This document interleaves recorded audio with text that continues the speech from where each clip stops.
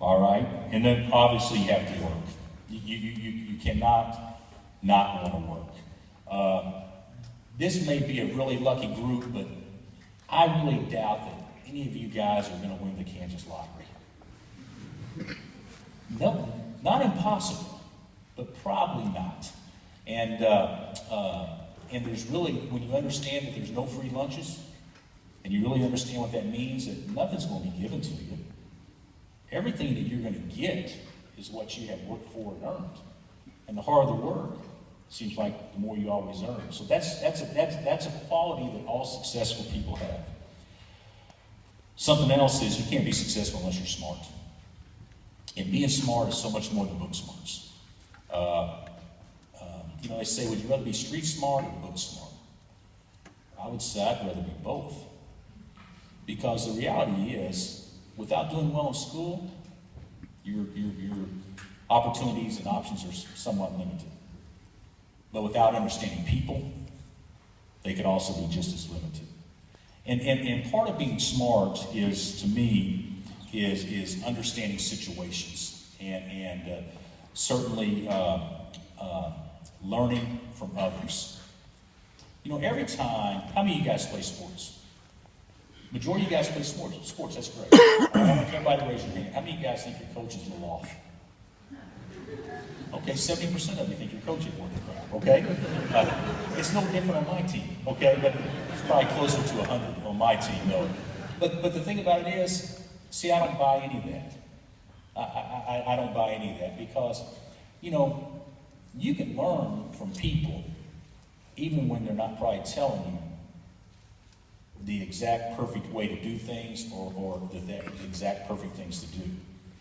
Okay, you can learn just as much from somebody on telling you how to do something.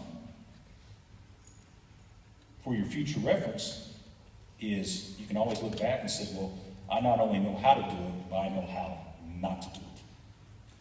And so we spend so many negative things into, well, he didn't do this, or he didn't do that, or I don't like this, or I don't like that. Well, if you don't like it, you've just been taught something. You've been taught on how not to handle it in the future. And so if you can really, really address things. How many of you guys want to be coaches? Anybody in here want to be a coach by chance? Okay, so in your situation, you've had a chance to learn what to do from your previous coaches and also what not to do. And it's that way in every aspect of life, from teachers, coaches, everything. Something else, you got to learn to get along with others. All right, who wants to hang out with somebody it's no fun to be around? And I think this is important. I tell my guys all the time, if we're going to laugh together, cry together, bleed together, sleep together, travel together, eat together, do all these things together, we might as well enjoy each other. Life's too short. And I would say the same thing with you.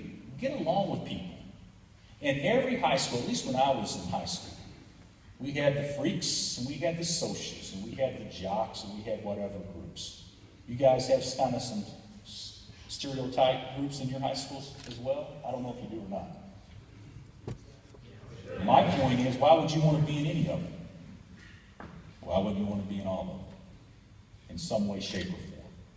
All right?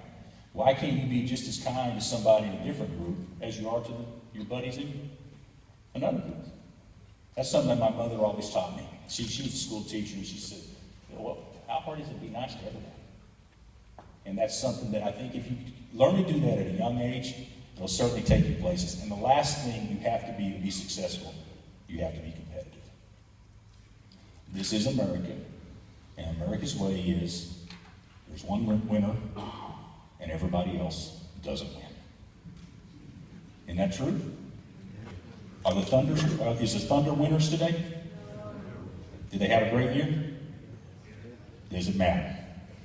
No.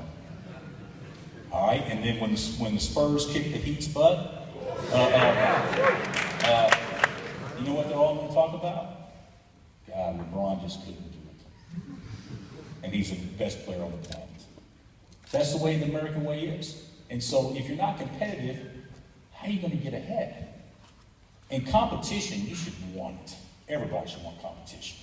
You should never want to be in a situation.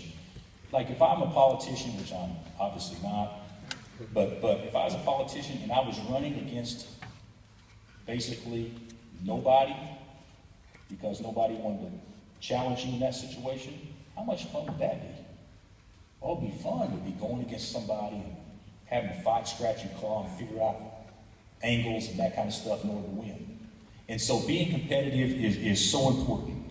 And once you become competitive, and once you become successful and have the qualities to be successful, now you can start thinking about being a leader. I want to give all you guys a little bit of advice, because I've coached a lot of really hard-rocking dudes, okay?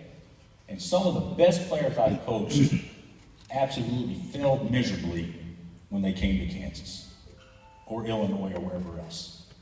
And you know why they failed, most of them, at least initially, is because they couldn't figure out